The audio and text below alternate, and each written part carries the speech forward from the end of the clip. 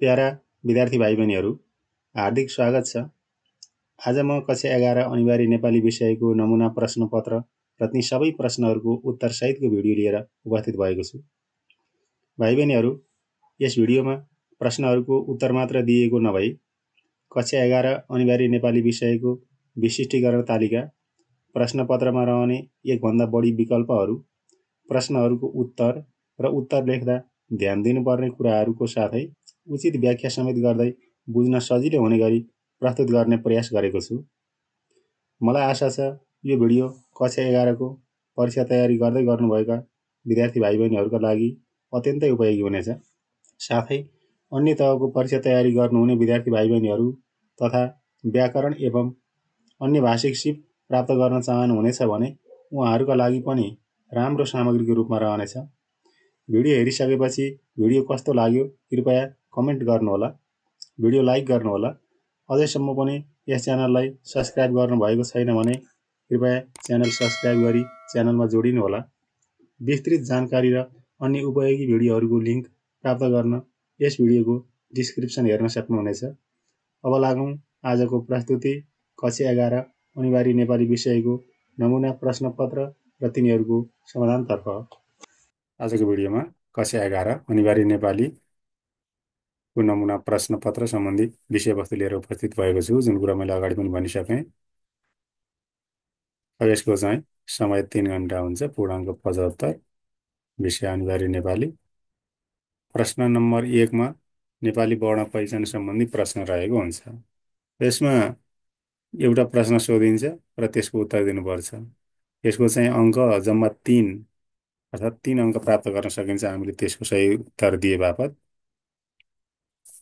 यसमा चाहिँ उच्चारिए 3वटा व्यञ्जन वर्ण, तिनको उच्चारण स्थान, प्रयत्न, घोषत्व र प्राणत्व मध्ये 2 आधारबाट प्रश्न सोध्ने। यहाँ 4वटा आधारहरू छन्। उच्चारण स्थान, प्रयत्न 2टा भयो, घोषत्व र प्राणत्व। यी 4वटा आधार मध्ये 2वटा आधारबाट उच्चारण स्थान र प्रयत्न पनि सोध्न सकियो, उच्चारण स्थान र घोषत्व पनि सोध्न सकियो, अनि प्राणत्व अथवा यी 4वटा मध्ये कुनै पनि 2वटा आधारमा चाहिँ प्रश्न सोध्ने गरिन्छ। अथवा त्यहाँ चाहिँ 3वटा व्यञ्जन वर्ण मात्र पनि दिन सकिन्छ र त्यसलाई चाहिँ एउटा अनुच्छेद दिन पनि सकिन्छ र अनुच्छेद दिएर त्यहाँ 3वटा वर्णहरूलाई रेखाङ्कन गरिन्छ अनि तिनीहरूबाट यिनै 4वटा मध्ये कुनै 2वटा आधारबाट प्रश्न सोध्ने काम गरिन्छ। जस्तै यहाँ म प्रश्न प्रस्तुत गर्छु। दिएको अनुच्छेदका रेखाङ्कित वर्णहरूको उच्चारण, प्रयत्न र प्राणत्व छुट्याइ लेख्नुहोस्। यहाँ हामीले 2वटा आधारहरूबाट भनेको थियो। यहाँ उच्चारण, प्रयत्न एउटा छुट्याउनु पर्यो, अर्को प्राणत्व छुट्याउनु पर्यो। त्यसलाई चाहिँ यस्तो एउटा प्रश्न बनाइएको छ। अब यसमा 3वटा वर्णहरू, यहाँ ल, यहाँ त र यहाँ ठ, 3वटा वर्णहरूलाई रेखाङ्कन गरिएको छ। यी 3वटा व्यञ्जन वर्णहरूलाई चाहिँ हामीले उच्चारण, प्रयत्न र प्राणत्व छुट्याएर लेख्नुपर्छ। यिनीहरू उच्चारण, प्रयत्न अनुसार हुनुपर्छन् र प्राणत्व अनुसार अल्प प्राण र महाप्राण के हुन् त्यो कुरा छुट्याउनु पर्ने हो। जसलाई मैले यहाँ उत्तर यसरी बनाएको छु। हामीले उत्तर लेख्दा यसरी लेख्नुपर्छ। यस्तो तालिका बनाएर दुवैतर्फ छुट्याएर लेखियो भने राम्रो पनि हुन्छ। यहाँ वर्णहरू चाहिँ यहाँमाथि ल यहाँ हामीले राख्यौँ, त यहाँ राखिएको छ, अनि ठ यहाँ राखिएको छ। अनि उच्चारण, प्रयत्नको आधारमा र प्राणत्वको आधारमा यिनीहरू के हुन् यसरी छुट्याइएको छ।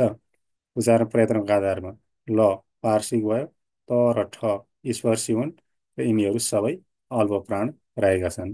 यसरी हामीले यस्तै तालिका बनाएर देखायौँ भने स्पष्ट र राम्रो पनि हुन्छ। यसरी लेख्नु उपयुक्त हुन्छ।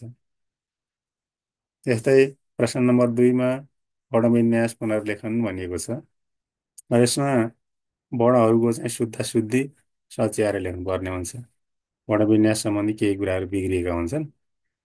यसमा एउटा प्रश्न सोधिन्छ र हामीले त्यसको उत्तर दिनुपर्छ। त्यसमा जम्मा 6वटा त्रुटिहरू दिएका हुन्छन्। 6वटा त्रुटिहरू सच्याए बापत हामीले 3 अङ्क प्राप्त गर्न सक्दछौँ। र ती 6वटा त्रुटिहरू के हुन्छन् जुन कुरा मैले यहाँ उल्लेख गरेको छु। जस्तै वर्ण सम्बन्धी 2, जस्तै य, ए, पातलो स मोटो स पेट फारो स सम्बन्धी स स सम्बन्धी अनि यस्तै ब र ओ पेट काटेको र नकाटेको ब आदि सम्बन्धी यस्तै यस्तै सम्बन्धी वर्ण सम्बन्धी दुईवटा त्रुटिहरू हुन्छन्। मात्रा सम्बन्धी ह्रस्व वा दीर्घ इकार र उकार सम्बन्धी दुईवटा त्रुटिहरू हुन्छन्। लेख्य चिन्ह पूर्णविराम अल्पविराम अर्धविराम आदि कुनै सम्बन्धी एउटा त्रुटि हुन्छ। र पद योग पद वियोग सम्बन्धी एक गरी जम्मा 6वटा अशुद्धि भएको एउटा अनुच्छेद दिने र शुद्ध गरी पुनर्लेखन गर्न लगाउने। हामीले त्यहाँ धेरैको चाहिँ के धारणा हुन्छ भने ह्रस्व दीर्घ भन्ने हुन्छ।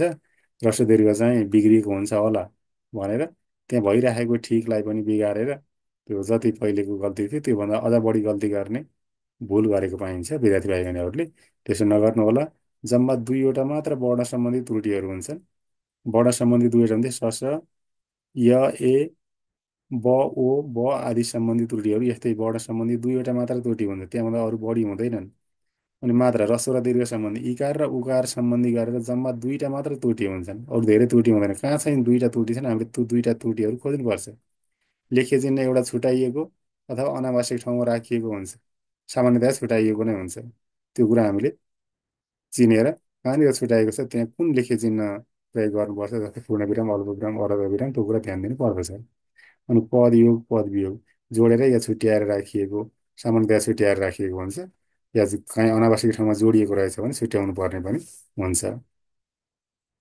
जस्तै यहाँ एउटा प्रश्न मैले प्रस्तुत गरेको छु। अब यस प्रश्नमा चाहिँ हामीले जम्मा 6वटा त्रुटिहरू कहाँ कहाँ रहेका छन् खोज्न सक्छौँ है। यो चाहिँ एउटा निबन्धबाट, जुन पाठ्य पुस्तक एउटा निबन्धबाट मैले निकालेको हुँ। यसमा कहाँ कहाँ मात्रा सम्बन्धी ह्रस्व र दीर्घ सम्बन्धी दुईवटा त्रुटि, ब ब ओ ओ स स सम्बन्धी दुईवटा त्रुटि, लेख्य चिन्ह सम्बन्धी एक र पद योग पद वियोग सम्बन्धी एउटा त्रुटि रहेको छ। यसलाई भिडियो एकछिन रोकेर हेर्नुहोस्, सच्याउने कोसिस गर्नुहोस्, अनि मिल्यो कि मिलेन भिडियोको अघिल्लो भाग हेर्न सक्नुहुनेछ। जस्तै यहाँ मैले उत्तर प्रस्तुत गरेको छु। अब यहाँ केही कुराहरू त छुट्टिहालेँ, मैले रातो अक्षरमा देखाइसकेको छु। अब यहाँ चार पाँचवटा त्रुटि त देखिहाल्यो, एउटा कता हो देखिएको छैन। अब हेर्दै जाउँ। यो जी माथि चाहिँ ह्रस्व रहेको थियो, यहाँ तल दीर्घ बनाएर सच्याएको छ, सही बनाइएको छ। यस्तै गरी यहाँ यहाँ माथि चाहिँ पद वियोग गरिएको थियो, तर त्यो चाहिँ पद योग गर्नुपर्ने भएको हुनाले अध्ययनतर्फ भनेर राखियो, यहाँ योग गरिएको छ। यसै गरी ए माथि चाहिँ यस्तो यलाई माथि चन्द्रबिन्दु लगाएको थियो, तर त्यहाँ यस्तोएको प्रयोग गरेर चन्द्रबिन्दु तानिए हुन्छ। अनि यस्तै अर्को पूर्णविराम, यहाँ माथि पूर्णविराम छुट्याइएको छ, यहाँ पूर्णविराम राखेर शुद्ध बनाइएको छ। यसै गरी यो माथि चाहिँ दीर्घ जु लेखिएको थियो, यसलाई ह्रस्व जु बनाएर सच्याइएको छ। यसरी यहाँ यहाँ पेट काटेको ब लेखिएको थियो, पेट नकाटेको ब लेखेर सच्याएको छ। यसरी जम्मा 6वटा त्रुटिहरू सच्याएर यसलाई शुद्ध बनाइएको छ। 6वटा त्रुटिहरू सच्याएपछि हामीले यसबाट 3 अङ्क प्राप्त गर्न सक्छौँ। र प्रश्न नम्बर 3मा पद वर्ग पहिचान रहेको छ। यो अलि जटिल खाले प्रश्न हो, धेरै अभ्यास छ भने मात्र यसलाई छुट्याउन सजिलो हुन्छ। त्यसकारण अलि बढी अभ्यास गर्ने कोसिस पनि गर्नुहोला। पद वर्ग, शब्द वर्ग, नाम सर्वनाम विशेषण क्रिया, क्रियायोगी नामयोगी, संयोजक विस्मयादिबोधक, निपात मध्येबाट चाहिँ यी 9 प्रकारका शब्दहरू शब्द वर्ग मध्ये कुन चाहिँ रहेको हुन्छ भनेर हामीले छुट्याउनु पर्ने हुन्छ। त्यसलाई चाहिँ एउटा अनुच्छेद दिएको र त्यसमा रेखाङ्कन गरेर शब्दहरू राखिएको हुन्छ। सोधिने प्रश्न सङ्ख्या 1 उत्तर दिनुपर्ने पनि त्यसैको भयो, र त्यसको उत्तर दिए बापत हामीले 2 अङ्क प्राप्त गर्न सक्छौँ। अब यसमा एउटा अनुच्छेद दिई विभिन्न पदवर्गका 4 शब्दको पदवर्ग पहिचान गर्न लगाउने। 4वटा शब्दमा रेखाङ्कन गरिएको हुन्छ, अन्डरलाइन गरिएको हुन्छ, र तिनीहरूको चाहिँ पदवर्ग पहिचान गर्नुपर्ने हुन्छ। यसमा कम्तीमा एउटा शब्द चाहिँ वर्ग विचलन भएको दिने। एउटा शब्दको चाहिँ हामीले झट्टै हेर्दा अर्कै जस्तो देखिने, तर वास्तवमा त्यो नभएको अर्कै वर्गमा पर्ने प्रकारको हुन्छ, त्यसलाई चाहिँ वर्ग विचलन भनिन्छ, जुन कुरा मैले पछिल्लो उदाहरणमा प्रस्तुत गर्दैछु। अब यो प्रश्न रहेको छ, अनुच्छेदमा रेखाङ्कन गरिएका शब्दको पद वर्ग पहिचान गरी लेख्नुहोस्। यहाँ एउटा अनुच्छेद दिएको छ, यसमा चाहिँ केही शब्दहरू रेखाङ्कन गर्नुपर्ने मैले यहाँ बोल्ड मात्र गरेको छु। यहाँ मोटो अक्षरमा छ, देख्न सकिन्छ। मानिस त्यो त्यो हरायो। यहाँ त्यो चाहिँ दुई ठाउँमा रहेको छ। यी त्यो दुई ठाउँमा रहेका मध्ये यिनीहरू दुईटा वर्गमा पर्छन्। अनि मानिस हरायो, यहाँ जम्मा चारवटा शब्दहरूलाई चाहिँ बोल्ड गरिएको छ, मोटो अक्षरमा लेखिएको छ। त्यसकारण यिनीहरू कुन कुन वर्गमा पर्छन् यी चारवटा शब्दहरू मैले यहाँ यसरी तालिकामा प्रस्तुत गरेको छु। मानिस नाम, त्यो विशेषण, त्यो सर्वनाम, हरायो क्रियापद। अब यहीँ त्यो चाहिँ दुईवटा वर्गमा पर्यो, एउटा विशेषण भयो, अर्को सर्वनाम भयो। जस्तै अब यस सम्बन्धी हुन त धेरै कुराहरू हामीले बुझ्नुपर्छ। म यहाँ अहिले छोटोमा बुझ्ने गरी भन्छु। यो मानिस भन्ने एउटा नामका अगाडि प्रयोग हुँदा चाहिँ यो त्यो भन्ने शब्द विशेषण हुन्छ भने त्यो हरायो भन्दा त्योभन्दा पछाडि यहाँ अर्को केही नाम छैन, त्यसैले यतिखेर चाहिँ यो सर्वनाम हुन्छ। त्यसकारण यतिखेर यो यहाँ चाहिँ मानिसको विशेषण भएर रहेको थियो, यहाँ चाहिँ सर्वनाम भएर रहेको छ। यसलाई चाहिँ हामी भन्छौँ कि त्यो झट्ट त यो त्यो भनेको सर्वनाम हो, तर यहाँ चाहिँ विशेषण भएर रह्यो, यो चाहिँ पदवर्ग विचलन भएको भनिन्छ। यस सम्बन्धी विस्तृत कुरा जान्न चाहनुहुन्छ भने यस भिडियोको लिङ्कमा म यो पदवर्ग पहिचान सम्बन्धी अन्य भिडियोहरू पनि राखिदिनेछु, त्यसबाट चाहिँ हेर्न सक्नुहुनेछ।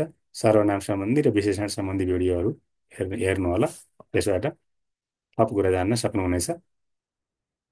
प्रश्न नम्बर 4मा शब्द स्रोत र शब्दकोशीय प्रयोग सम्बन्धी प्रश्न रहेको हुन्छ। जस अन्तर्गत दुईवटा प्रश्न सोधिन्छ, ती दुईवटाको उत्तर दिनुपर्छ, जस अन्तर्गत हामीले 4 अङ्क प्राप्त गर्न सक्दछौँ। अनि यसमा पहिलो चाहिँ पाठबाट 25 शब्दसम्मको एउटा अनुच्छेद दिई त्यसबाट तत्सम, तद्भव र आगन्तुक मध्ये कुनै दुई आधारबाट आएका दुई दुईवटा शब्द पहिचान गर्न लगाउने। अब यहाँ भनिएको छ कि तत्सम, तद्भव र आगन्तुक मध्ये दुई आधारबाट आएका दुई दुईवटा शब्द पहिचान गर्न लगाउने एउटा काम भयो। अब अर्कोमा चारवटा शब्द दिई शब्दकोशको प्राविष्टि अनुसार शब्दक्रम मिलाएर लेख्न लगाउने। चारवटा शब्द दिइन्छ र शब्दकोशको प्राविष्टिमा कसरी राखिन्छ, शब्दहरूको क्रम कसरी रहेको हुन्छ त्यो मिलाएर लेख्न लगाउने अर्को प्रश्न राखिएको हुन्छ। अब यहाँ प्रश्न मैले प्रस्तुत गर्दैछु, दिएका प्रश्नको उत्तर दिनुहोस्। दुईवटा प्रश्नको उत्तर दिए बापत हामीले 4 अङ्क प्राप्त गर्न सक्दछौँ। दिएको अनुच्छेदबाट दुई दुईवटा तत्सम र आगन्तुक शब्द पहिचान गरी लेख्नुहोस्। यहाँबाट हामीले तत्सम र आगन्तुक शब्द पहिचान गरेर लेख्नुपर्ने हुन्छ। तत्सम भन्नाले नेपाली भाषामा संस्कृत भाषाबाट जस्ताको तस्तै आएका शब्दहरू तत्सम शब्दहरू हुन् भने नेपाली भाषामा संस्कृत बाहेक अन्य भाषाबाट आएका शब्दहरूलाई चाहिँ हामी आगन्तुक शब्द भन्दछौँ। ती आगन्तुक शब्दहरू सामान्यतया अङ्ग्रेजीबाट धेरै आउँछन् भने अन्य भाषाहरूबाट पनि आउन सक्दछन्। तिनीहरूलाई हामी यहाँ पहिचान गर्नुपर्ने हुन्छ। यहाँ हेरेर संस्कृत भाषाबाट आएका अर्थात् तत्सम शब्दहरू र अङ्ग्रेजी लगायत अन्य भाषाहरूबाट आएका आगन्तुक शब्दहरू पहिचान गर्ने कोसिस गर्नुहोस्। दुई दुईवटा जुन कुरालाई मैले यहाँ तुरुन्त उत्तरमा प्रस्तुत गरेको छु, एकछिन भिडियो रोकेर त्यहाँ पहिचान गर्ने कोसिस गर्नुहोस् अनि उत्तर हेर्नुहोस्। तत्सम आकाश र पर्यावरण, यसै गरी आगन्तुकमा ह्यान्ड ग्लाइडिङ, पाराग्लाइडिङ आदि भनिएको छ। अन्य शब्दहरू पनि यहाँ रहेका छन्, तिनीहरूलाई हेरेर बुझ्न सक्नुहुनेछ। मैले यहाँ उदाहरणको रूपमा दुईवटा शब्दहरू प्रस्तुत गरेँ। यसको उत्तर यसरी पनि लेख्न सकिन्छ भने अन्य शब्दहरू पनि त्यस्ता रहेका छन्। दिएका शब्दहरूलाई शब्दकोशीय क्रममा मिलाई लेख्नुहोस्। शब्दकोशको प्राविष्टिमा शब्दहरू कसरी राखिन्छ, वर्णानुक्रममा राखिन्छ, त्यो वर्णानुक्रमलाई चाहिँ कसरी राखिन्छ त्यो सम्बन्धी समस्या यहाँ प्रस्तुत गरिएको हुन्छ। 4वटा मात्र शब्दहरू दिएको हुन्छ। तिनीहरूलाई चाहिँ प्रश्न यस्तो छ, कपडा, मस्त, शारीरिक र क्षति कुन कुन पहिले, दोस्रो, तेस्रो र चौथो क्रममा रहन्छन्। यी 4वटा शब्दहरूको प्राविष्टि अनुसार क्रम मिलाउनु पर्ने, शब्दक्रम मिलाउनु पर्ने हुन्छ। अब यसको उत्तर मैले यहाँ प्रस्तुत गरेको छु। तपाईँ पनि एकचोटि यसलाई मिलाएर हेर्ने कोसिस गर्नुहोला अनि त्यसपछि यहाँको उत्तर हेर्नुहोला। कपडा, क्षति, मस्त, शारीरिक, यसरी चाहिँ यिनीहरूको उत्तर दिइएको छ। अब यो शब्दकोश हेर्दाखेरि यो कुरा हामीले जान्नुपर्छ। अनि शब्दकोश हेर्ने सम्बन्धी तपाईँ विस्तृत रूपमा जान्न चाहनुहुन्छ भने मैले योभन्दा अगाडि पनि एउटा भिडियो बनाएको छु शब्दकोशको प्रयोग सम्बन्धी, त्यसलाई हेर्न सक्नुहुनेछ। जुन भिडियोको लिङ्क म यस भिडियोको डिस्क्रिप्सनमा पनि राखिदिनेछु भने तपाईँले मेरो च्यानलमा गएर पनि त्यो सम्बन्धी भिडियो हेर्न सक्नुहुनेछ। अनि शब्दकोश हेर्दाखेरि शब्दहरूको क्रम कसरी रहेको हुन्छ, तिनीहरूको पहिलो अक्षर, दोस्रो अक्षर आदि हेरेर, जस्तै अ, आ, इ यसरी राखिने हो। पहिले स्वर वर्णहरू रहन्छन्, अनि त्यसपछि व्यञ्जन क, ख, ग को क्रम रहेको हुन्छ। अनि स्वर वर्णको क्रममा अ अन्तर्गत चाहिँ पहिले चन्द्रबिन्दु भएको अ, श्रीबिन्दु भएको अ, अनि त्यसपछि शुद्ध अ, यिनीहरूको प्रयोग हुन्छ। आ, इ, उ, रि, ए, ऐ, ओ, औ रहेको हुन्छ। व्यञ्जन वर्णमा क, ख, ग हुँदै हसम्म रहेको हुन्छ। बाह्रखरीमा क, क, कम, क, यो पहिले चाहिँ चन्द्रबिन्दु भएको क, श्रीबिन्दु भएको अनि सिधा ग। यहाँ पनि त त्यस्तै छ, पहिले चन्द्रबिन्दु भएको, श्रीबिन्दु भएको अनि सादा अ, चन्द्रबिन्दु भएको, श्रीबिन्दु भएको अनि शुद्ध क को प्रयोग, अनि का, कि हुँदै हुँदै यहाँ विभिन्न रहेका, जस्तै अन्तिममा कौ, य, क्र, क्ल, व अनि छ रहन्छ। यसै गरी अब यस सम्बन्धी विस्तृत कुरा जान्न चाहनुहुन्छ भने मैले यसैको डिस्क्रिप्सनमा राखिदिएको शब्दकोशको प्रयोग सम्बन्धी भिडियो हेर्न सक्नुहुनेछ, अथवा मेरो च्यानलमा गएर पनि त्यो भिडियो हेर्न सक्नुहुनेछ। प्रश्न नम्बर 5मा वाक्यमा प्रयोग सम्बन्धी प्रश्न रहने गर्दछ। यहाँ दुईवटा प्रश्नहरू सोधिन्छन् र उत्तर एउटाको दिनुपर्ने हुन्छ।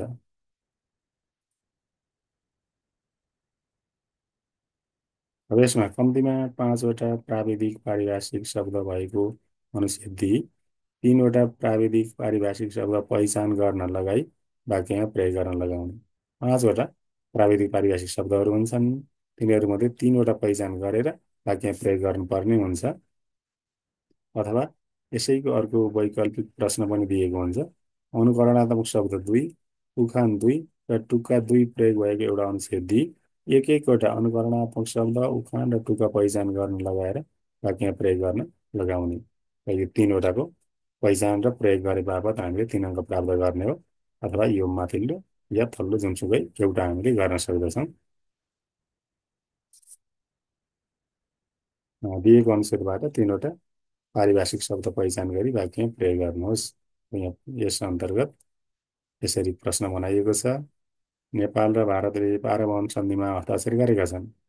तत्पश्चात भूपरिवेष्टित राष्ट्र भए पनि नेपालको उद्योग तथा वाणिज्य सम्बन्धी गतिविधिमा उल्लेख्य प्रगति हुने सङ्केत देखा परेको छ। वैदेशिक व्यापारको कारणले नेपालको मुद्रास्फीति कम हुँदै जाने अनुमान गर्न सकिन्छ। यो प्रकारको प्रश्न रहेको छ। यसबाट 3वटा प्राविधिक पारिभाषिक शब्द पहिचान गर्नुहोस् र तिनीहरूलाई वाक्यमा प्रयोग गर्नुपर्छ। वाक्यमा प्रयोग गर्नुहोस्। जस्तै तिनीहरूलाई चाहिँ मैले यहाँ छनौट गरेर वाक्यमा प्रयोग गरिदिएको छु। 4वटा शब्द राख्ने छु, ठिकै छ, 4वटा छन्।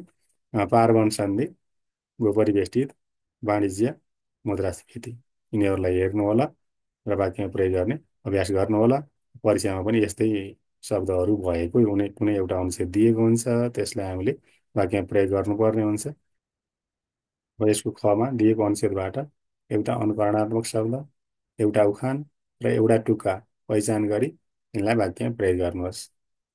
अब यहाँ हामीले अनुकरणात्मक शब्द एउटा, उखान एउटा र टुक्का एउटा छान्नुपर्छ र तिनीहरूलाई वाक्यमा प्रयोग गर्नुपर्छ आफ्नै शब्दमा मिल्दो गरी। अब यहाँ एउटा अनुच्छेद दिएको छ। बाबुआमाको टाउकोमा टेकेर हुर्किएको पेसल, काम कुरो एकातिर कुम्लो बोकी ठिमीतिर भने झैँ लोकसेवाको जाँच दिन सिन्धुलीबाट धनकुटा हिँडेको मान्छे विराटनगर पुगी मामा घरमा टन्न मेजमान खाएर झ्याप्पा सुतेछ। पेसललाई भेट्न सिन्धुली आउन खुट्टा उचालेको मामाको छोरो नरेशलाई भने ढुङ्गो खोज्दा देउता मिले झैँ पेसललाई घरमै पाएर खुसीले गदगद भएछ। अब यो अनुच्छेद दिएको छ। यसबाट एउटा उखान, एउटा टुक्का र एउटा अनुकरणात्मक शब्द छनौट गरेर वाक्यमा प्रयोग गर्नुपर्ने हुन्छ। यसमा छान्ने कोसिस गर्नुहोस्, वाक्यमा प्रयोग गर्ने कोसिस गर्नुहोस्। जसको उत्तर मैले पछाडि प्रस्तुत गरेको छु, त्यो उत्तर हेर्नुभन्दा अगाडि छानेर वाक्यमा प्रयोग गर्ने कोसिस गर्नुभयो भने यहाँको अभ्यास हुन्छ। अब उत्तर हेर्नुहोला। काम कुरो एकातिर कुम्लो बोकी ठिमीतिर। काम कुरो एकातिर कुम्लो बोकी ठिमीतिर भने चाहिँ परीक्षाको तयारी गर्नुपर्ने बेलामा हरि मोबाइलमा गेम खेलेर बसिरहेको थियो। टाउकोमा टेक्नु। धेरै मातिएर बाउआमाको टाउकोमा नटेक। कति दुःख गरेर हुर्काएका हुन् बिचराहरूले, त्यो तिमीहरूले कहिले बुझ्न सकेनौ। गदगद हुनु। दाइले कोरियाबाट पठाइदिएको मोबाइल पाएपछि सङ्गीता खुसीले गदगद भएकी छ। प्रश्न नम्बर 6, शब्द निर्माण सम्बन्धी प्रश्न रहेको छ यहाँ। प्रश्न सोधिने सङ्ख्या 3, उत्तर दिनुपर्ने 2 र अङ्कभार 4। दुईवटा प्रश्नको उत्तर दिए बापत हामीले 4 अङ्क प्राप्त गर्न सक्छौँ। अब यहाँ प्रश्नहरू यस प्रकार रहने गर्छन्। 3वटा प्रश्नहरू रहन्छन् र 2वटाको उत्तर दिनुपर्ने हुन्छ। उपसर्ग र प्रत्यय लागेर बनेका कम्तीमा 4वटा उपसर्ग व्युत्पन्न र 4वटा प्रत्यय व्युत्पन्न शब्द भएको अनुच्छेद दिई त्यसबाट 2वटा उपसर्ग व्युत्पन्न र 2वटा प्रत्यय व्युत्पन्न शब्द पहिचान गरी निर्माण प्रक्रिया देखाउने। र त्यसरी यी शब्दहरू छान्ने र निर्माण प्रक्रिया पनि देखाउनु पर्ने हुन्छ। र दोस्रोमा कम्तीमा 4वटा समस्त र 4वटा द्वित्व शब्द भएको अनुच्छेद दिई त्यसबाट 2वटा समस्त शब्द र 2वटा द्वित्व पहिचान गरी समस्त शब्दलाई विग्रह र द्वित्व शब्दको दोहोरिएको अंश लेख्न लगाउने दोस्रो प्रश्न रहन्छ। यसै गरी तेस्रो प्रश्नमा कम्तीमा 6वटा सन्धियुक्त व्युत्पन्न शब्द भएको अनुच्छेद दिई त्यसबाट सन्धियुक्त 4वटा शब्द पहिचान गरी सन्धि विच्छेद समेत गर्न लगाउने। यो 3वटा प्रश्नहरू यस्ता प्रकारका 3वटा प्रश्नहरू दिएको हुन्छ। तिनीहरूमध्ये कुनै 2वटाको हामीले उत्तर लेख्नुपर्ने हुन्छ।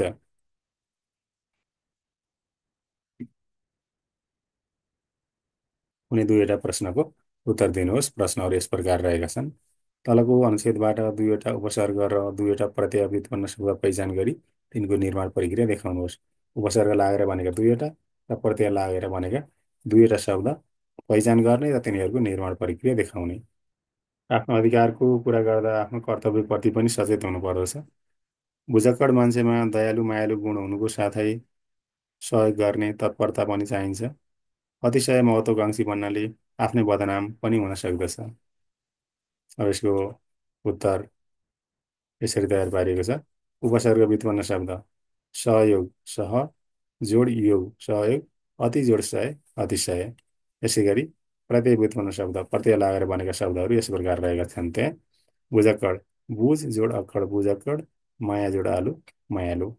यसरी चाहिँ हामीले उपसर्ग व्युत्पन्न शब्द प्रत्यय व्युत्पन्न शब्द भनेर छर्लङ्ग छुट्याएर लेखिदिनुपर्छ। अब अर्को प्रश्न नम्बर 6 यसैको दोस्रो चाहिँ खको। अनुच्छेदबाट 2वटा समर्थ शब्द पहिचान गरी विग्रह गर्नुहोस् र 2वटा द्वित्व शब्द पहिचान गरी दोहोरिएको अंश छुट्याउनुहोस्। अब यहाँ समर्थ शब्द र द्वित्व शब्द दुई दुईवटा छान्नुपर्छ। यसपालिको मुसलधारे वर्षाले गर्दा धेरै मानिसहरू बाढी पहिरोबाट प्रभावित बने। कोशी किनारका गगनचुम्बी महलहरू समेत गर्ल्याम गुर्लुम ढले। न भाँडाकुँडा बचाउनु न खेतबारी बचाउन सक्नु, सबै आफ्नो ज्यान बचाउन भागाभाग भए। अब यसबाट चाहिँ 2वटा समर्थ शब्द र 2वटा द्वित्व शब्द छनौट गरी तिनीहरूको दोहोरिएको अंश समस्त शब्दमा जोडिएका दुवै शब्दहरूको अंश छुट्याइएको विग्रह गरिएको छ। अब यसको उत्तर यहाँ प्रस्तुत गरिएको छ। मुसलधारे समर्थ शब्द भयो। मुसल चाहिँ धारा भएको, बाढी पीडित बाढीले पीडित, यसरी विग्रह गरिएको छ दुईवटा शब्दहरूलाई। अब अर्को द्वितीय शब्द गर्ल्याम गुर्लुम, गर्ल्याम प्लस गर्ल्याम गर्ल्याम गुर्लुम, आफ्नो प्लस आफ्नो आफ्नो आफ्नो, यसरी चाहिँ 2वटा समर्थ शब्द तिनीहरूको विग्रह र 2वटा द्वितीय शब्द तिनीहरूको दोहोरिएको अंशलाई छुट्याइएको छ। प्रश्न नम्बर 6 अनुच्छेदबाट 4वटा सन्धियुक्त शब्द पहिचान गरी सन्धि विच्छेद गर्नुहोस्। यहाँ अनुच्छेद दिएको छ, त्यसबाट 4वटा सन्धियुक्त शब्दहरू छान्ने र सन्धि विच्छेद गर्ने काम हामीले गर्नुपर्छ। यसै परीक्षाको तयारीको लागि हिजोआज विद्यार्थीहरू सूर्योदयदेखि सूर्यास्तसम्म नै विद्यालयमा पढ्छन्। सम्पूर्ण शिक्षक शिक्षिकाहरू तल्लीन भएर विद्यार्थीको पढाइमा केन्द्रित भएको कुरा विद्यालयका प्रधानाध्यापकले बताउनुभयो। यसबाट हामीले 4वटा सन्धियुक्त शब्द छान्ने र तिनीहरूलाई सन्धि विच्छेद गर्ने काम गर्नुपर्दछ। 4वटा सन्धियुक्त शब्द छान्ने र तिनीहरूलाई सन्धि विच्छेद गर्ने। यसको उत्तर मैले यसरी बनाएको छु। सूर्योदय सूर्य जोड उदय सूर्योदय, सूर्यास्त सूर्य जोड अस्त, विद्यालय विद्या जोड आलय, प्रधानाध्यापक प्रधान जोड अध्यापक। प्रश्न नम्बर 7 कोटीका आधारमा रूपायन। प्रश्न यसको दुईवटा सोधिन्छ र ती दुवैको उत्तर दिनुपर्छ। अङ्कभार 4 रहेको हुन्छ। लिङ्ग वचन पुरुष र आधार मध्ये चारवटा आधारहरू छन्। यहाँ लिङ्ग वचन पुरुष र आधार, यिनीहरूमध्ये दुईवटा आधारबाट बनेका चार चारवटा वाक्यको दुईवटा अनुच्छेद दिई कुनै एउटा एउटा आधारमा रूपायन गर्न लगाउने एउटा प्रश्न रहन्छ। यसै गरी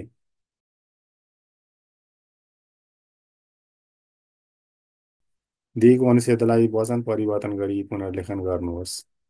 यहाँ चाहिँ एक वचन भए बहुवचन, बहुवचन भए एक वचन बनाउनुलाई वचन परिवर्तन गर्नु भनिन्छ। अब यहाँ मैले गाउँमा मेरो पुरानो साथीलाई भेटेँ। साथीले आफ्नो प्रगतिको कथा सुनायो। ऊ अहिले काठमाडौँमा पढ्दो रहेछ। उसले 5 वर्षदेखि जागिर पनि खाइरहेको रहेछ। यसको उत्तर यहाँ यस प्रकार छ। अब यसलाई हेर्ने, जस्तै हामीले गाउँमा पुरानो साथीहरूलाई भेट्यौँ। साथीहरूले आफ्नो प्रगति कथा सुनाए। उनीहरू अहिले काठमाडौँमा पढ्दा रहेछन्। उनीहरूले 5 वर्षदेखि जागिर पनि खाइरहेका रहेछन्। यसरी बनाउन सकिन्छ। यस्तै हामी अर्कोमा जाउँ। 7को खमा दिएको अनुच्छेदका वाक्यहरूलाई लिङ्ग परिवर्तन गरी पुनर्लेखन गर्नुहोस्। पुल्लिङ्ग भए स्त्रीलिङ्ग, स्त्रीलिङ्ग भए पुल्लिङ्ग बनाउनुलाई लिङ्ग परिवर्तन भनिन्छ। जस्तै मेरो भाइ विद्यालय गयो, मेरी बहिनी पनि विद्यालय गई, भाइ सारासार कक्षामा पस्यो, बहिनी चाहिँ बाटामा साथीसँग कुरा गर्न थाली। अब यसैलाई उत्तर बनाइएको छ। यहाँ मेरी बहिनी विद्यालय गई, मेरो भाइ, भाइको सट्टा बहिनी बनाइने गरिन्छ। भाइको स्त्रीलिङ्गी बहिनी भयो। अनि मेरो भाइ भनेको छ, मेरी बहिनीको सट्टा मेरो भाइ भनेर पुल्लिङ्गी बनाइएको छ। अनि यस्तै भाइ सरासर कक्षामा बसेलाई बहिनी सरासर कक्षामा पसिएको सट्टा पसी। हामीले नाम या सर्वनामलाई फेरेपछि स्त्रीलिङ्गी बनाएपछि त्यसमा आवश्यक क्रियापदहरू पनि के छन् त्यसलाई पनि परिवर्तन गर्नुपर्ने हुन्छ। जस्तै यहाँ मेरो भाइ विद्यालय गयो छ भने मेरो भाइको सट्टा मेरी बहिनी, विद्यालय गएको सट्टा विद्यालय गई, किनकि मेरी बहिनी भएपछि गई हुन्छ, भाइ हुँदा गयो हुन्थ्यो। मेरी बहिनी पनि विद्यालय गई। अब मेरी बहिनीको सट्टा मेरो भाइ राखियो अनि विद्यालय गईको सट्टा गयो राख्नु पर्यो, किनकि बहिनीको सट्टा भाइ राखेपछि क्रियापद परिवर्तन हुन्छ भने त्यो कुरालाई हामीले ध्यान दिनुपर्छ। उच्च आधारमा चाहिँ आमा बुबा अथवा हजुरबा हजुरआमा आदिमा चाहिँ आउनुहुन्छ जानुहुन्छ, क्रियापद परिवर्तन हुँदैन। बहिनी सारासार कक्षामा पसी, भाइ सारासार कक्षामा पसिएको बहिनीको सारासार कक्षामा पसी, बहिनी चाहिँ बाटामा साथीसँग कुरा गर्न थाले, भाइ चाहिँ बाटामा साथीसँग कुरा गर्न थाल्यो, थालीको सट्टा थाल्यो हुन्छ। प्रश्न नम्बर 8 उद्देश्य विधेय वसङ्गति वाक्यान्तरण भनिएको छ।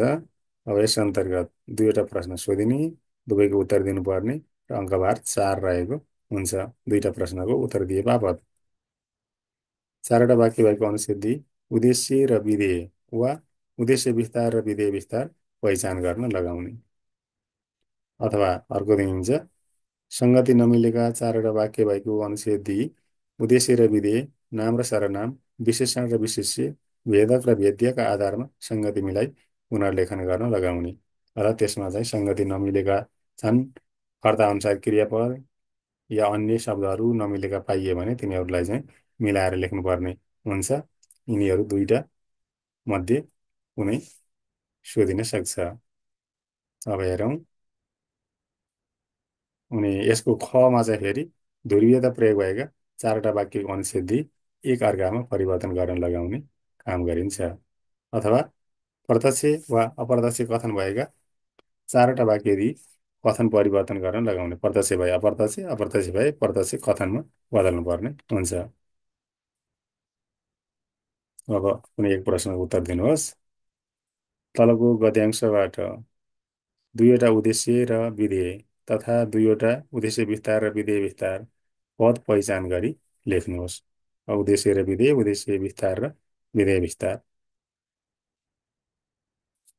हाम्रो गाउँको हरिप्रसाद ज्यादै मेहनती मान्छे हो। उसले धेरै दुःख गरेर प्रशस्त सम्पत्ति जोडेको छ। धेरै शारीरिक परिश्रम गरेकोले ऊ शारीरिक रूपमा पनि फुर्तिलो छ। बुढेसकाल भइसक्दासम्म पनि ऊ स्वस्थ र जाँगरिलो नै छ। अथवा हामीले यसलाई चाहिँ उद्देश्य र विधेय या उद्देश्य विस्तार र विधेय विस्तार छुट्याए पनि भयो, अथवा तल दिएको अनुच्छेदलाई सङ्गति मिलाई लेखे पनि हुन्छ। हाम्रो शिक्षक असल मान्छे हो, उहाँ हामीलाई राम्रो शिक्षा दिन्छन्। तिनी हाम्रो घर आउँछिन् र बाबासँग भेट्छ। विद्यार्थीहरू आफ्नो काम गर्दछ। यसरी दिएको छ। यिनीहरूमध्ये दुईटालाई जुनसुकैको हामी लेख्न सक्छौँ। कुनै एक प्रश्नको उत्तर दिनुहोस्। तलको गद्यांशबाट दुईवटा उद्देश्य र विधेय तथा दुईवटा उद्देश्य विस्तार र विधेय विस्तार पद पहिचान गरी लेख्नुहोस्। हाम्रो गाउँको हरिप्रसाद ज्यादै मेहनती मान्छे हो। उसले धेरै दुःख गरेर प्रशस्त सम्पत्ति जोडेको छ। धेरै शारीरिक परिश्रम गरेकोले ऊ शारीरिक रूपमा पनि फुर्तिलो छ। बुढेसकाल भइसक्दासम्म पनि ऊ स्वस्थ र जाँगरिलो नै छ। अब यसलाई उद्देश्य र विधेय, उद्देश्य विस्तार र विधेय विस्तार छुट्याउन पर्छ। जस्तै उद्देश्य हरिप्रसाद र ऊ चाहिँ उद्देश्य भयो। अनि विधेय मेहनती मान्छे हो र शारीरिक रूपमा फुर्तिलो छ, विधेय भयो। अब उद्देश्य र विधेयलाई विस्तार कसरी गरिएको छ त्यो कुरा चाहिँ मैले यहाँ प्रस्तुत गरेको छु। हाम्रो गाउँको यहाँ हरिप्रसाद भनियो, जस्तै यहाँ हरिप्रसाद ज्यादै मेहनती मान्छे हो भन्नेलाई हरिप्रसादलाई अझै अरू विशेषताहरू थपिएको छ। के थपिएको छ भने हाम्रो गाउँको हरिप्रसाद भनेर। त्यसकारण हाम्रो गाउँको चाहिँ यो उद्देश्य विस्तार गर्नको लागि, यो हरिप्रसादलाई अझै बढी परिभाषित गर्नको लागि, उसका थप विशेषताहरू बताउनको लागि आएको छ। त्यसैले यसलाई उद्देश्य विस्तार भनिन्छ। अनि मेहनती मान्छे हो भनिएको छ, यहाँ मेहनती मान्छे होला विधेय भनिन्थ्यो। तर यहाँ ज्यादै मेहनती, अत्यन्तै मेहनती आदि भनियो भने त्यो चाहिँ विस्तार हुन्छ। त्यस कारण ज्यादै यहाँ विस्तार अन्तर्गत राखिएको छ। विधेय विस्तारका लागि आएको शब्द हो ज्यादै। अनि यसै गरी ऊ शारीरिक रूपमा फुर्तिलो छ। ऊ उद्देश्य, शारीरिक रूपमा फुर्तिलो छ यो चाहिँ विधेय। तर धेरै शारीरिक परिश्रम गरेकोले शारीरिक रूपमा पनि फुर्तिलो छ। यहाँ यसरी माथि राखिएको छ। धेरै शारीरिक परिश्रम गरेकोले ऊ, यही ऊलाई चाहिँ धेरै शारीरिक परिश्रम गरेकोले भनेर विस्तार गरिएको छ। शारीरिक रूपमा फुर्तिलो छ लाई पनि थपिएको छ। यसरी विधेय विस्तार गरिएको छ, उद्देश्य विस्तार गरिएको छ। यिनीहरू चाहिँ विस्तार नगरिएको भयो भने यिनीहरू चाहिँ विस्तार गरिएको भयो। कहिलेकाहीँ यो नामको सर्वनामको विशेषताहरू थपिन्छ, उद्देश्य विस्तार हुन्छ। अनि यता सामान्यतया क्रियापदमा अथवा उसलाई उसको बारेमा के भनिएको छ त्यसमा पनि अरू थप विशेषताहरू थपिन्छ भने विधेय विस्तार हुने गर्दछ। अब प्रश्न नम्बर 8 क अथवाको उत्तर। दिएको अनुच्छेदलाई सङ्गति मिलाई पुनर्लेखन गर्नुहोस्। हाम्रो शिक्षक असल मान्छे हो, उहाँ हामीलाई राम्रो शिक्षा दिन्छन्। तिनी हाम्रो घर आउँछिन् र बाबासँग भेट्छ। सबै विद्यार्थीहरू आफ्नो काम गर्दछ। अब यसलाई चाहिँ कसरी हामीले मिलाएर लेख्नुपर्छ ध्यान दिएर हेर्नुहोला। हाम्रो शिक्षक असल मान्छे हुनुहुन्छ, उहाँ हामीलाई राम्रो शिक्षा दिनुहुन्छ। उहाँ हाम्रो घर आउनुहुन्छ र बाबासँग भेट्नुहुन्छ। सबै विद्यार्थीहरू आफ्नो काम गर्दछन्। माथिको र तलको तुलना गरेर हेर्नुहोला। यसबाट हामी कुन चाहिँ कुरामा कसरी सच्याएको छ बुझ्न सक्छौँ। अब प्रश्न नम्बर 8 खको उत्तर। दिएको वाक्यलाई करण भए अकरण र अकरण भए करणमा परिवर्तन गरी पुनर्लेखन गर्नुहोस्। यो गाउँका मान्छेहरू असल छन्। तिनीहरूले आवश्यक परेको बेला अरूलाई सहयोग गर्छन्। अरूको लागि जे गर्नु परे पनि पछि सर्दैनन्। यसबाट सबैले राम्रो पाठ सिक्न सक्दछन्। अब यसलाई चाहिँ करण भए अकरण, अकरण भए करण बनाएर लेख्नुपर्छ। जस्तै यहाँ चाहिँ एउटा तेस्रो वाक्य अकरण छ, अरू चाहिँ करण रहेका छन् भने करण र अकरण उल्टो बनाएर लेख्नुपर्छ। यो गाउँको मानिसहरू असल छन् छैनन्। तिनीहरूले आवश्यक परेको बेला अरूलाई सहयोग गर्दछन् गर्दैनन्। अरूका लागि जे गर्नु परे पनि पछि सर्छन्। अरूको लागि जे गर्नु परे पनि पछि सर्दैनन्, त्यो पछि सर्छन् भएको छ। यसबाट सबैले राम्रो पाठ सिक्न सक्दछन् भने यसबाट कसैले राम्रो पाठ सिक्न सक्दैनन्। सबैलेको ठाउँमा कसैले पनि बनाउनुपर्छ। सक्छन्को सक्दैनन् मात्र बनाएर हुँदैन। त्यो कुरालाई ध्यान दिनु होला। प्रश्न नम्बर 8 ख अथवाको उत्तर। दिएका वाक्यहरूलाई प्रत्यक्ष भए अप्रत्यक्ष र अप्रत्यक्ष भए प्रत्यक्ष कथनमा परिवर्तन गर्नुहोस्। अब यहाँ 4वटा वाक्यहरू दिएको छ। रामले भन्यो, म भोलि विद्यालय जान्छु, प्रत्यक्ष कथन भयो। शिक्षकले विद्यार्थीलाई उनीहरूले गृह कार्य गरेको वा नगरेको बारे सोध्नुभयो। अप्रत्यक्ष कथन भयो। आमा भन्नुहुन्छ, तिमीहरू खाना खान आऊ। प्रत्यक्ष कथन, उसले भन्यो कि ऊ आफ्नो साथीलाई भेट्न गयो। अप्रत्यक्ष कथन। अब यसलाई चाहिँ प्रत्यक्षलाई अप्रत्यक्षमा र अप्रत्यक्षलाई चाहिँ प्रत्यक्षमा बदल्नु पर्ने हुन्छ। अब यहाँ मैले यसरी यो माथिको प्रश्नहरूको उत्तर तयार पारेको छु। रामले भन्यो कि ऊ भोलि विद्यालय जानेछ। शिक्षकले विद्यार्थीहरूलाई सोध्नुभयो, तिमीहरूले गृह कार्य गर्यौ कि गरेनौ? आमाले तिनीहरूलाई खाना खान बोलाउनु भयो। आमा भन्नुहुन्छ, तिमीहरू खाना खान आउलाई है। आमाले तिनीहरूलाई खाना खान बोलाउनु भयो अथवा आमाले भन्नुभयो कि तिमीहरू खाना खान अब आदि किसिमले बदल्न सकिन्छ। उसले भन्यो, म आफ्नो साथीलाई भेट्न गएँ। उसले भन्यो कि ऊ आफ्नो साथीलाई भेट्न गयोलाई उसले भन्यो म आफ्नो साथीहरूलाई अथवा आफ्नो साथीलाई भेट्न गएँ भनेर भनेको यसरी बनाउन सकिन्छ। माथिको प्रश्नहरू र तलको उत्तरलाई तुलना गरेर हेर्नुहोला। प्रश्न नम्बर 9 पठनबोध। यहाँ सोधिने प्रश्नहरूको सङ्ख्या 2 र उत्तर दिनुपर्ने पनि 2 नै रहेको हुन्छ, जस अन्तर्गत प्रत्येक प्रश्नको अङ्कभार 4 र दुवैको उत्तर लेखे बापत 8 अङ्क हामी प्राप्त गर्न सक्दछौँ। दृष्टांश पाठबाट 150 शब्दसम्मको गद्यांश दिई तथ्यपरक, निष्कर्षात्मक, अनुमानात्मक र सन्दर्भबोधक 4 प्रश्न सोध्ने। यसै गरी अदृष्टांश बोधबाट 150 शब्दसम्मको गद्यांश, त्यसबाट पद, पदावलीको अर्थ 1, परिधानपरक विषय 2, व्याकरण, शब्द निर्माण, पदवर्ग, ध्रुवीयता मध्ये सम्बन्धी 1 गरी 4 वटा बहुवैकल्पिक प्रश्न सोध्ने। 9 नम्बर हो, दुवै प्रश्नको उत्तर दिनुहोस्। दिएको अनुच्छेद बढी सोधिएको प्रश्नको छोटो उत्तर लेख्नुहोस्। अब यहाँ एउटा अनुच्छेद दिएको छ। अनुच्छेदको चाहिँ मैले 2वटा स्लाइडमा प्रस्तुत गरेको छु। यो भागहरू राम्ररी पढ्दै जानु होला, जसको उत्तर मैले तल प्रस्तुत गरेको छु। यो पाठमा रहेको अनुच्छेद हो अर्थात् दृष्टांश अनुच्छेद अन्तर्गत पर्दछ। अनुच्छेद केही लामो छ। प्रश्नहरू यसबाट बनाएको छ। पारिस्थितिक प्रणाली भन्नाले के बुझिन्छ? माथिको अनुच्छेद तपाईँले पढ्नु पर्यो, जुन चाहिँ हाम्रो पाठ्यपुस्तकमा पनि उल्लेख गरिएको पाठबाट नै उद्धृत गरिएको अनुच्छेद हो। पारिस्थितिक प्रणालीभित्र कसरी प्राणीहरू एक अर्कामा आश्रित रहेका हुन्छन्? आहाराको प्रारम्भिक आधार कसरी निर्माण हुन्छ? आहाराको सञ्जाल निकै जटिल हुन्छ भन्नुको तात्पर्य के हो? माथि उल्लेख गरेका प्रश्नहरू र तिनीहरूको उत्तर मैले यहाँ प्रस्तुत गरेको छु। पारिस्थितिक प्रणाली भन्नाले के बुझिन्छ? माथिको अनुच्छेद यहाँहरूले पढ्नुभयो होला, अथवा नभए पढ्नुहोस्। हाम्रो पाठ्यपुस्तकमा पनि भएकै अनुच्छेदबाट चाहिँ मैले साभार गरेको हुँ। अब यसको उत्तर मैले यहाँ यसरी प्रस्तुत गरेको छु। यसको उत्तर लामो लेख्नु पर्दैन, छोटो छोटो र स्पष्ट रूपमा बुझ्न सकिने उत्तरहरू लेख्नुपर्ने हुन्छ। पारिस्थितिक प्रणाली भन्नाले के बुझिन्छ? यसको उत्तर मैले यहाँ उल्लेख गरेको छु। पारिस्थितिक प्रणाली भन्नाले कुनै निश्चित क्षेत्रमा रहेका जीव र निर्जीव तत्त्वहरू बीचको अन्तर्क्रिया बुझिन्छ। यसै गरी पारिस्थितिक प्रणालीभित्र कसरी प्राणीहरू एक अर्कामा आश्रित रहेका हुन्छन्?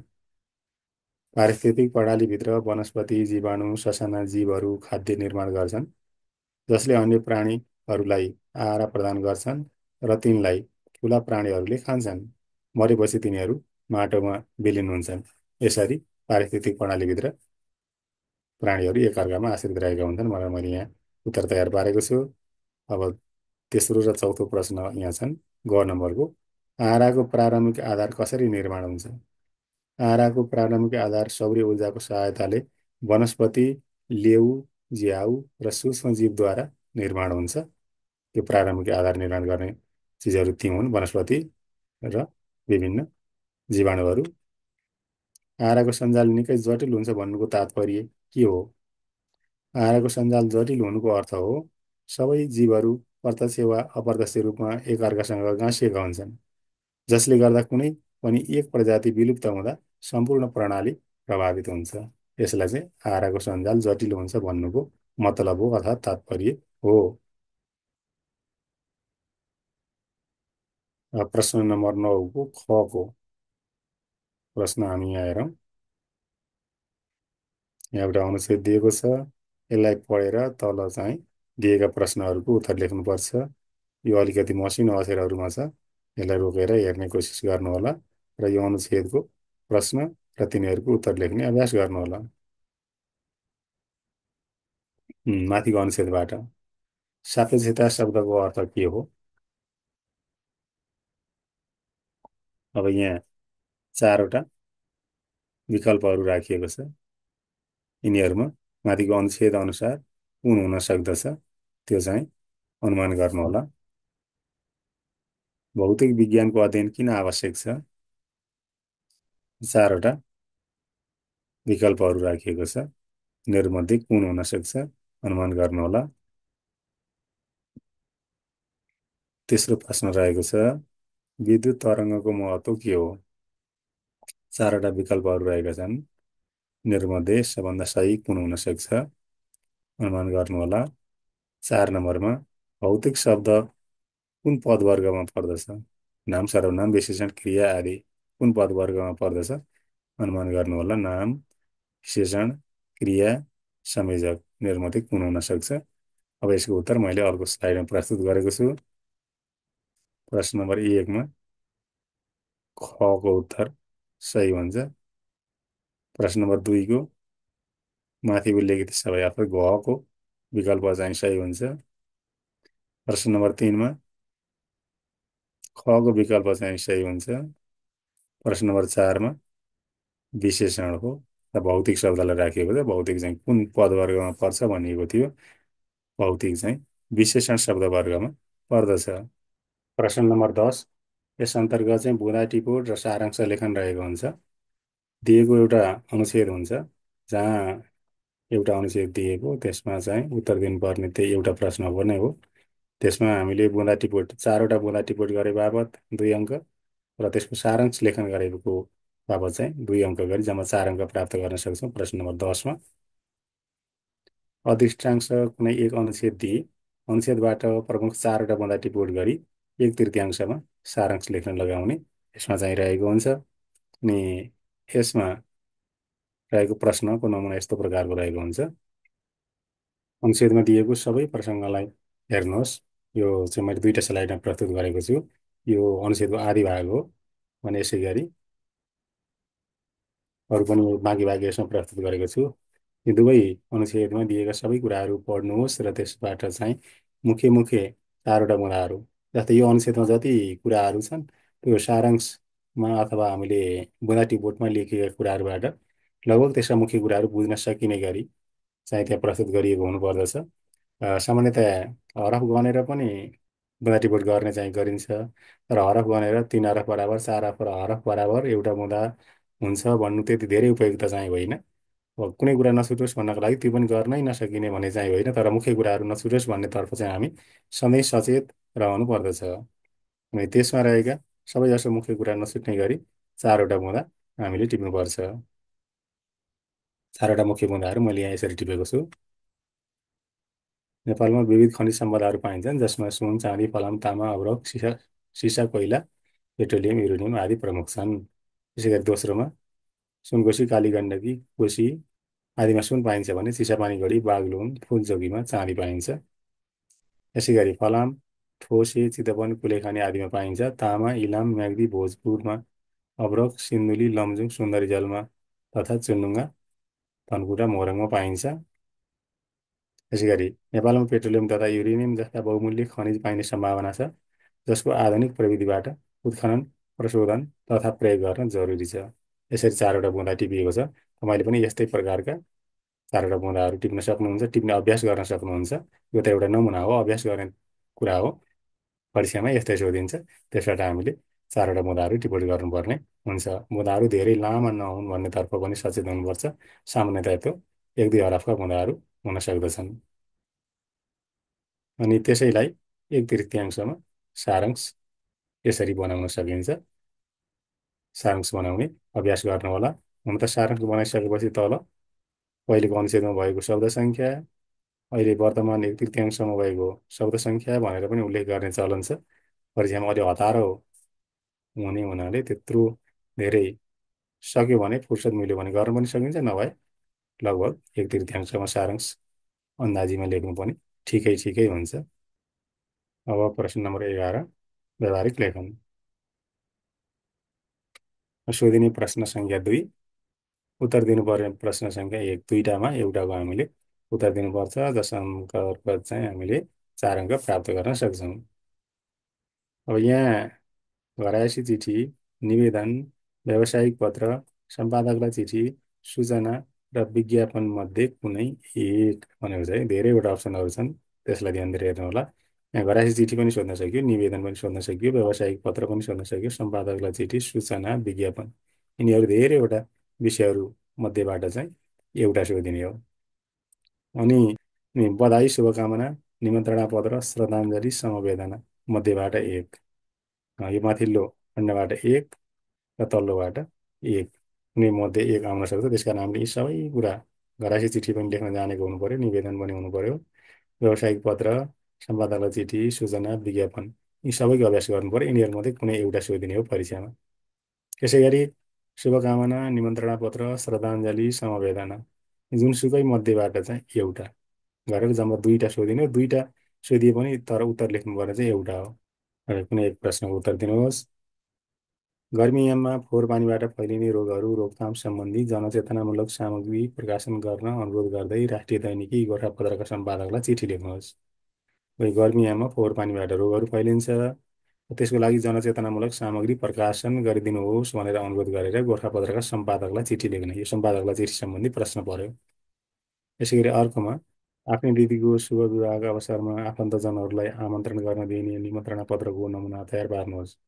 यहाँ एउटा चाहिँ सम्पादकलाई चिठी सम्बन्धी र अर्को चाहिँ शुभ विवाहको निमन्त्रणा सम्बन्धी दुईटा प्रश्नहरू रहेका छन्। र यी दुईटा प्रश्नहरूमध्ये एउटा प्रश्नको उत्तर हामीले लेख्नु पर्दछ। यहाँ दुईटा प्रश्नमध्ये एउटाको हामीले उत्तर लेख्नुपर्ने भए पनि मैले चाहिँ दुइटैको उत्तर दिएको छु। यहाँहरूले परीक्षामा फेरि मैले जसरी बनाएको छु सबै प्रश्नको उत्तर नलेख्नु होला। एक भनेको ठाउँमा एक र दुई भनेको ठाउँमा दुई प्रश्नहरूको उत्तर दिनलाई ध्यान दिनु होला। यिनीहरूमध्ये दुईटा मध्ये एउटाको मात्र उत्तर लेख्नुपर्ने हो। अब यहाँ सम्पादकलाई चिठी रहेको छ। श्री सम्पादकज्यू, गोरखापत्र राष्ट्रिय दैनिकी, काठमाडौँ, नेपाल। विषय: पानीको प्रयोग सम्बन्धी जनचेतनामूलक सामग्री प्रकाशन गरिदिनु हुनु। महोदय, प्रत्येक वर्षको गर्मीयाममा फोहोर पानीका कारण झाडा पखाला, हैजा, टाइफाइड जस्ता सङ्क्रामक रोगहरू तीव्र रूपमा फैलिने गरेको छ। स्वच्छ खानेपानीको उपयोग, सरसफाइको ध्यान, फोहोर व्यवस्थापन र स्वस्थ जीवनशैली सम्बन्धी जनचेतनामूलक सामग्री प्रकाशन गरी आम जनतालाई सावधान गराउन अनुरोध गर्दछु। आशा छ तपाईँको पत्रिकाले यस विषयमा गम्भीर ध्यान दिनेछ। धन्यवाद। अवधि: रामबहादुर नेपाली, 3/11, लामबट्टा, सिन्धुली। यसै गरी हामी एउटा सम्पादकलाई चिठीको नमुना तयार पार्न सक्छौँ। चिठी लेखिसकेपछि खामको नमुना बनाउन आवश्यक हुन्छ। हामीले जसरी माथि नाम ठेगाना लेखेका थियौँ त्यसै गरी एउटा खामको नमुना तयार पार्ने। अब अर्को रहेको छ दोस्रो, निमन्त्रणा पत्र।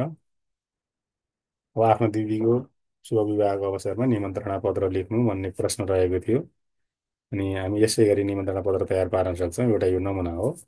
अब निमन्त्रणा पत्र भनेर माथि शीर्षकमा लेखिन्छ श्रीमान, श्रीमती, प्रियजन आदि केही लेखिने हो। हाम्री प्रिय दिदी सिर्जना पौडेलको शुभ विवाह काठमाडौँ चाबहिल निवासी हरिकृष्ण लामिछाने तथा शोभा लामिछानेका आयुष्मान सुपुत्र रामकृष्ण लामिछानेसँग हुन गइरहेको हुँदा यस पावन अवसरमा उपस्थित भई नवदम्पतिलाई आशीर्वाद दिनुहुन हार्दिक निमन्त्रणा गर्दछौँ। तपाईँको आगमनले हाम्रो खुसी अझ बढ्नेछ। कृपया उपस्थित भई शुभ अवसरलाई सार्थक बनाउनु हुन हार्दिक अनुरोध गर्दछौँ। यस्तै गरी एउटा नमुना तयार पार्न सकिन्छ। अनि तल मिति, समय, स्थान लेख्न सकिन्छ। दर्शनाभिलाषी समग्र पौडेल परिवार, प्रार्थी रामनारायण पौडेल, सविता पौडेल अर्थात् सिर्जना पौडेलको आमा बुवा। असमर्थताको लागि सम्पर्क भनेर यहाँ एउटा फोन नम्बर राख्ने पनि चलन रहेको छ। यो पनि राख्न सकिन्छ अथवा नराख्न पनि सकिने भयो। त्यसकारण यसरी हामीले यस्तै यस्तै प्रकारको एउटा निमन्त्रणा पत्र तयार गर्न सक्छौँ। प्रश्न नम्बर 12मा प्रतिवेदन, दैनिकी, टिप्पणी तथा वक्तृता लेखन सम्बन्धी प्रश्नहरू रहने गर्दछन्। यसमा दुईवटा प्रश्न सोधिन्छ। एउटा मात्र प्रश्नको उत्तर दिनुपर्छ, जसको अङ्कभार 4 रहेको हुन्छ। यहाँ रहने कुराहरू ध्यान दिनु होला। प्रतिवेदन, दैनिकी, टिप्पणी र वक्तृता मध्ये रहेको हुन्छ। निर्धारित ढाँचामा घटना, समारोह, स्थलगत भ्रमण मध्ये कुनै एक विषयमा 150 शब्दसम्मको एउटा प्रतिवेदन वा समसामयिक विषयमा 150 शब्दसम्मको टिप्पणी लेख्न लगाउने। यहाँ रहेको छ, कुनै एक विषयमा 150 शब्दसम्मको दैनिकी वा वक्तृता लेख्न लगाउने। अब यिनीहरूमध्ये चाहिँ यी दुईवटा प्रश्नहरू रहेका हुन्छन्। उत्तर चाहिँ एउटाको मात्र हामीले दिनुपर्ने हुन्छ। मैले चाहिँ यहाँ दुवैको उत्तर प्रस्तुत गरेको छु। तपाईँहरूले चाहिँ दुईवटाको उत्तर, जहाँ एउटा प्रश्नको उत्तर दिनुपर्ने भनेको छ भने दुईवटा प्रश्नको उत्तर नदिनु होला। एउटा या दुईवटा भनेर सामान्यतया उल्लेख गरिएको हुन्छ। जति प्रश्नको भनेको छ त्यति नै दिनु होला। मैले चाहिँ यहाँ दुवै प्रश्नको, तिनवटै प्रश्नको अब नमुनाको लागि हो, सिक्नको लागि हो भनेर दिने गरेको छु। कुनै एक प्रश्नको उत्तर दिनुहोस्। सुन्दर नगरी पोखराको स्थलगत भ्रमणको विषयमा 150 शब्दसम्मको एउटा प्रतिवेदन लेख्नुहोस्। यसै गरी देश परिवर्तनको बाधक वैदेशिक रोजगार विषयमा 150 शब्दसम्मको वक्तृता तयार पार्नुहोस्। यी दुईवटा प्रश्न, यिनीहरूमध्ये एउटाको उत्तर दिनुपर्ने हुन्छ। मैले यहाँ दुवैको प्रस्तुत गरेको छु। पोखरा भ्रमण प्रतिवेदन थोरै मसिनो अक्षर छ, मोबाइलमा हेर्न अलिकति गाह्रो हुन सक्छ। मैले सरर भनेर सुनाउने भएँ। पोखरा नेपालको एक प्रसिद्ध पर्यटकीय स्थल हो, जुन कास्की जिल्लामा अवस्थित छ। यो नगरी आफ्नो प्राकृतिक सौन्दर्य र ऐतिहासिक महत्त्वका लागि विशेष परिचित छ। मैले पोखरा भ्रमणका क्रममा त्यहाँको शान्त वातावरण र प्राकृतिक दृश्यहरूको अनुभव गर्न पाउने अवसर पाएको थिएँ। पोखरामा फेवाताल, शिवपुरी जङ्गल, सारङकोट, महेन्द्र गुफा र शान्ति स्तूप जस्ता प्रमुख पर्यटकीय स्थलहरूको भ्रमण गरियो। फेवातालको किनारमा बसेर सूर्यास्तको दृश्य अवलोकन गर्दा त्यहाँको शान्ति र सौन्दर्यमा सम्मोहन भएँ। त्यहाँका स्थानीय मानिसहरूको आतिथ्य सत्कार पनि निकै मनमोहक थियो। सारङकोटबाट अन्नपूर्ण हिमालको मनमोहक दृश्य देख्न पाउँदा म निकै प्रभावित भएँ। महेन्द्र गुफामा गहिरो अँध्यारो र त्यहाँका ऐतिहासिक चिजहरूले गुफाको आकर्षण थपिदिएको थियो। पोखरामा पुग्न सजिलो यातायात व्यवस्था, होटल र रेस्टुरेन्टहरूको सुविधा पनि पर्यटकहरूको लागि सजिलो समेत छ। पोखराले पर्यटकीय दृष्टिबाट निकै महत्त्वपूर्ण भूमिका खेल्दै आएको छ र यसको प्राकृतिक सौन्दर्यले सबैलाई आकर्षित गर्ने क्षमता राख्दछ। यसैले पोखरा भ्रमण गर्नु एक अविस्मरणीय अनुभव हो। अन्ततः पोखरा मेरो यात्रा सूचीको एक अविभाज्य भाग बन्न पुगेको छ। यसरी लेखिएको छ। यो एउटा नमुना भ्रमण प्रतिवेदन हो। यस्तै यस्तै तरिकाले हामीले परीक्षामा भ्रमण प्रतिवेदन लेख्नुपर्ने भयो भने लेख्न सक्दछौँ। अब अर्को प्रश्न, यसो एउटा मात्र उत्तर दिनुपर्ने हो, तर मैले यहाँ दुवैको नमुना प्रस्तुत गरेको छु। देश परिवर्तनको बाधक वैदेशिक रोजगार विषयमा 150 शब्दसम्मको वक्तृता तयार पार्नुहोस्। अब यहाँ वक्तृता देश परिवर्तनको बाधक वैदेशिक रोजगार भन्ने शीर्षकमा मैले प्रस्तुत गरेको छु। यहाँ अगाडि आदरणीय प्रमुख अतिथि, सम्माननीय शिक्षकगण र साथीहरू यसरी चाहिँ सम्बोधन गर्नु पर्यो। अनि वैदेशिक रोजगार आजको युगमा लाखौँ नेपालीको जीवनयापनको स्रोत बनेको छ। अब हामीले विषयवस्तु सुरुवात गर्नु पर्यो, मध्यभाग हुँदै यसलाई अन्त्यमा, आदिमध्य अन्त्यको श्रृङ्खलामा बनाउनु पर्दछ। यसैलाई हेरेर तपाईँ एउटा वक्तृता तयार पार्न सक्नुहुनेछ, जुन कुरा त हामीले कक्षा 7, 8, 9, 10देखि नै अभ्यास गर्दै आएका पनि छौँ। एउटा ठिक्क आकारको, धेरै बढी लम्बाइ पनि नभएको, सामान्यतया हाम्रो परीक्षाको उत्तर पुस्तिकामा चाहिँ आधा पेज जति हुने एउटा वक्तृता प्रस्तुत गर्नुपर्छ, जहाँ चाहिँ सम्बोधनसहित यसको समापन पनि हुनुपर्छ। प्रश्न नम्बर 13, प्रतिक्रिया लेखन। यसमा एउटा प्रश्न सोधिन्छ र त्यसको उत्तर दिनुपर्छ, जस अन्तर्गत हामीले 4 अङ्क प्राप्त गर्न सक्दछौँ। समसामयिक घटनासँग सम्बन्धित एउटा प्रश्न सोधी कम्तीमा 125 शब्दसम्मको प्रतिक्रिया लेख्न लगाउने। अब 13मा रहेको छ प्रश्न, वनजङ्गल फडानी र अतिक्रमण कसरी नियन्त्रण गर्न सकिन्छ? 125 शब्दमा आफ्नो प्रतिक्रिया दिनुहोस्। अब यहाँ यसको सकेसम्म मैले अलिक केही मोटो अक्षरमा प्रस्तुत गरेको छु। सम्भवतः हामीले मोबाइलमा यो पढ्न सक्छौँ। अब यसलाई हामीले आदि मध्य अन्त्यको श्रृङ्खलामा सुरु गर्दै त्यसलाई बिचमा मध्यभागमा अलिक विस्तृत कुराहरू लेख्दै अन्त्य गर्नुपर्दछ। यसरी चाहिँ मैले यहाँ यसको नमुना तयार पारेको छु। यसलाई हेरेर यसै गरी लेख्ने अभ्यास गर्नुहोला। प्रश्न नम्बर 14मा पाठगत बोध सन्दर्भमा आधारित छोटो उत्तरात्मक प्रश्न, संक्षिप्त उत्तरात्मक प्रश्नहरू चाहिँ यसमा रहेका हुन्छन्। यसमा 3वटा प्रश्नहरू सोधिन्छ अनि त्यसको 2वटाको उत्तर लेख्नुपर्छ। प्रत्येक प्रश्नको 4 अङ्कको दरले हामी दुवै प्रश्नको उत्तर दिए बापत 8 अङ्क प्राप्त गर्न सक्दछौँ। निर्धारित कविता, कथा, निबन्ध, जीवनी, रिपोर्ताज, संवाद, लघु नाटक। यहाँ धेरै विधाहरू छानिन्छ। कविताबाट पनि हुनसक्छ, कथाबाट, निबन्धबाट, जीवनीबाट। रिपोर्ताज, संवाद र लघु नाटकबाट कुनै उद्धरण वा अंश दिई कुनै 3 प्रश्न सोध्ने र दुईटाको मात्र उत्तर लेख्न लगाउने। यसमा चाहिँ 3वटा प्रश्नहरू दिइन्छ र तिनीहरूको चाहिँ दुईवटाको उत्तर लेख्नुपर्छ। त्यसमा चाहिँ एउटा सानो उद्धरण पनि दिएको हुन्छ। 2-4 हरफ वा सानो अनुच्छेद या कविताको केही श्लोकहरू दिएको हुन सक्दछ। तिनीहरूका नमुना हामी यहाँ हेरौँ। कुनै दुई प्रश्नहरूको उत्तर लेख्नुहोस् भनेको छ 14 मा। यो क नम्बरको क ख गसम्म 3वटा दिइन्छ र क नम्बरमा एउटा वीरपुर्खा कविताको श्लोक दिएको छ। प्रश्नहरू यहाँ 3वटा प्रश्नहरूको उत्तर दिनुपर्ने हो र 3वटामा चाहिँ दुईटा दुईटाको दरले प्रश्नहरू दिएको हुन्छ है। यो दुईटा दिएकोपछि हामीले यो दुईटा नै गर्नुपर्छ। यो दुईटा भनेको नै हाम्रो यो क नम्बरको अथवा 14को एउटा प्रश्नको उत्तर लेखेको बराबर हुन्छ। यहाँ क ख नै लेखेँ चाहिँ मैले आ लेखेको भए राम्रो हुने रहेछ। अनि यहाँ हामीले हाम्रा पुर्खाको गौरव कसरी जोगाउन सक्छौँ? सागरतरी संसारभरि वीर गोर्खा रगत बग्यो भन्नुको तात्पर्य के हो? यी दुईवटा प्रश्नको हामीले उत्तर लेख्नुपर्छ। यो क नम्बर अन्तर्गत अथवा यो 14को एउटा पहिलो प्रश्न, यो दुईवटै प्रश्नको उत्तर हामीले लेख्नुपर्ने हो। त्यसको नमुना मैले यहाँ यसरी तयार पारेको छु। हामीले हाम्रा पुर्खाको गौरव कसरी जोगाउन सक्छौँ? अब यहाँ यसरी लेखिएको छ, हाम्रा पुर्खाहरू वीर, स्वाभिमानी र मेहनती थिए। उनीहरूले हाम्रो देशको रक्षाका लागि आफ्नो जीवन बलिदान दिए। उनीहरूको गौरव जोगाउन हामीले उनीहरूको इमान्दारिता, परिश्रम र वीरताको मार्ग अनुसरण गर्नुपर्छ। इतिहासको अध्ययन गर्दै तिनीहरूको योगदान सम्झी राष्ट्रिय एकता मजबुत पार्दै र अनुशासनशील जीवनशैली अपनाउनु पर्दछ। यसको साथै संस्कृति, भाषा र परम्परालाई सुरक्षित राख्नु पनि हाम्रो कर्तव्य हो। यसरी हामीले हाम्रा पुर्खाको गौरव जोगाउन सक्दछौँ। यहाँ एउटा अल्प विराम रहेछ यो मिस्टेकले। अब यस्तै एउटा नमुना उत्तर मैले तयार पारेँ। अब यसको कको खको पनि लेख्नुपर्छ, दोस्रो पनि लेख्नुपर्छ। सागरथरी संसारभरि वीर गोर्खा रगत बग्यो भन्नुको तात्पर्य के हो? अब यहाँ यसरी मैले यो एउटा नमुना उत्तर तयार पारेको छु। माथि प्रस्तुत कविताको हरफले वीर गोर्खालीहरूको अद्वितीय साहस र बलिदानसँग सम्बन्ध राख्दछ।